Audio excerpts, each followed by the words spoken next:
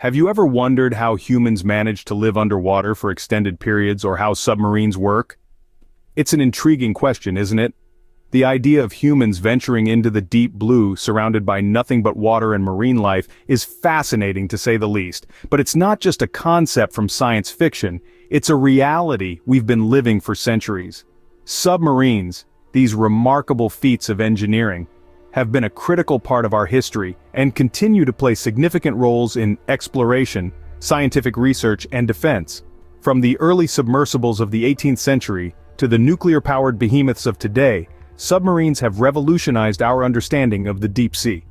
They've charted underwater mountains, discovered new species, and even acted as deterrents in global conflicts. But how do these underwater vessels operate? How do people survive in them for weeks or even months on end? Well, that's precisely what we're here to explore. Join us on this deep dive as we unravel the mysteries of submarines and life underwater. To understand how we live underwater, we must first grasp the fundamentals of submarine operation. Let's dive into it, shall we?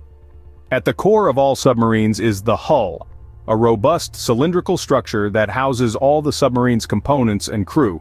It's designed to withstand the vast pressures of the deep sea, making it the backbone of any submarine. Within this hull, we have the ballast tanks.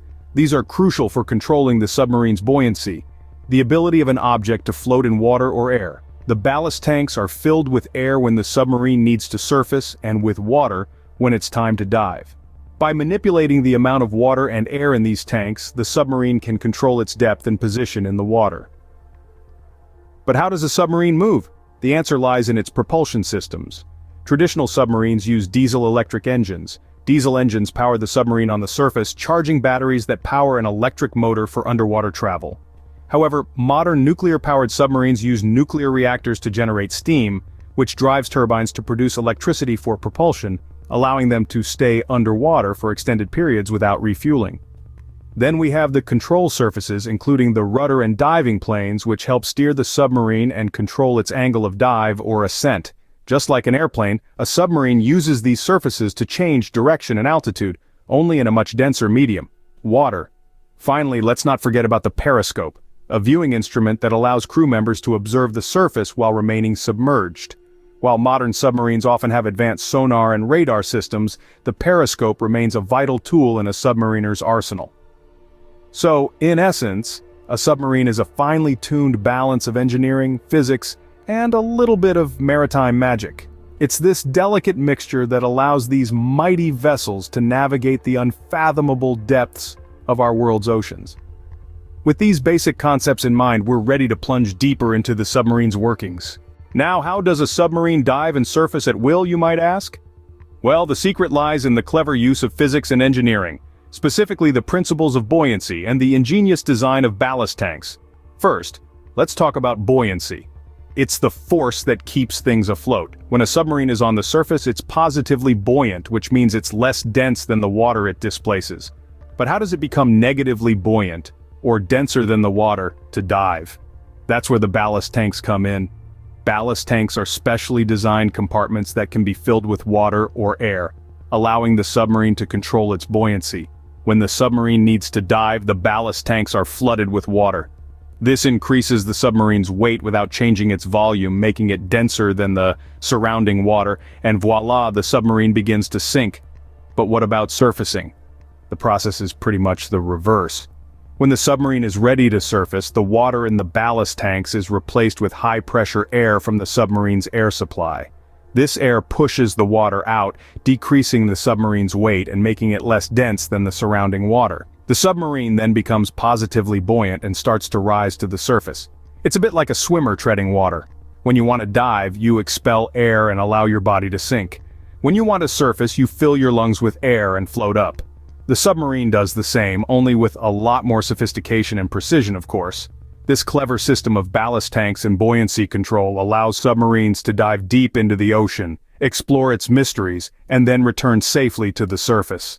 It's a delicate dance of physics and engineering, a testament to human ingenuity. Mastering the art of diving and surfacing, submarines can navigate the ocean depths with ease. This ability is what makes submarines such versatile and fascinating vessels, capable of undertaking missions that no other sea vessel can. Living underwater for extended periods requires more than just a watertight vessel. Indeed, to sustain life beneath the waves, submarines are equipped with a complex array of life support systems. Let's start by discussing the air supply. You might wonder, how do submarines get fresh air under the sea? The answer lies in a process called electrolysis. Submarines carry tanks of water, and through electrolysis, they split the water into its two components, hydrogen and oxygen.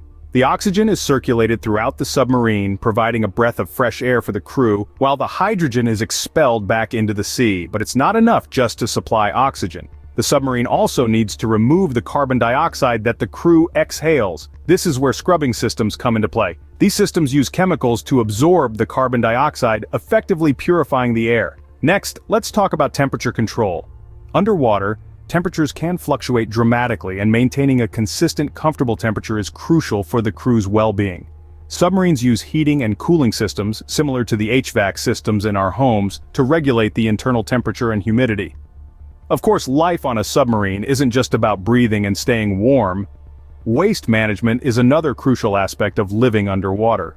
Submarines have compact, efficient systems for managing both liquid and solid waste. These systems use advanced filtration and sterilization techniques to process waste, reducing its volume and neutralizing any harmful bacteria. The processed waste can then be safely stored until the submarine resurfaces, where it's disposed of in an environmentally friendly manner. From air supply to waste management, every aspect of life support on a submarine is a marvel of engineering, each system working in harmony to create a livable environment under the sea. These systems ensure the crew's survival, making extended underwater living possible. And that, in a nutshell, is how submarines sustain life in the deep blue sea. Navigating the ocean's depths is a unique challenge. So how do submarines do it? Well, just like bats use echolocation to navigate in the dark, submarines use a similar concept known as sonar to find their way in the deep and murky depths of the ocean. Sonar, which stands for sound navigation and ranging, consists of two parts, passive and active. Passive sonar is essentially a sophisticated listening device. It picks up sounds produced by other vessels, sea life, or even the submarine itself. This gives the crew an idea of what's around them without revealing their position. On the other hand, active sonar sends out a sound wave, or ping. When this ping hits an object, it bounces back, and the submarine's sonar equipment picks it up. By measuring the time it takes for the echo to return, the crew can calculate the distance to the object. It's a bit like shouting in a canyon and listening for the echo to figure out how far away the walls are. Now let's talk about periscopes. You might picture a long tube with mirrors at both ends, right? Well, traditional periscopes work just like that, allowing the crew to see above the surface from beneath the water. They were an essential tool for submarines, especially during war times, but periscopes have evolved. Modern submarines use photonics masts instead of traditional periscopes. These masts are equipped with high-resolution cameras, infrared sensors, and other electronic devices that provide a 360-degree view of the surface. This data is then relayed to screens inside the submarine, giving the crew a clear picture of what's happening above the water. So we have sonar, sending and receiving sound waves to detect obstacles, and photonics masts, providing a clear view of the surface. These technologies, combined with advanced navigation systems, help submarines chart their course through the ocean's depths. With these tools, submarines navigate the underwater world unseen and undetected. Now that we've dived into the world of submarines, it's time to surface. We've journeyed from the fundamental principles of submarines to the complexities of their operation. We've seen how these incredible machines dive into the abyss, masterfully balancing buoyancy and pressure.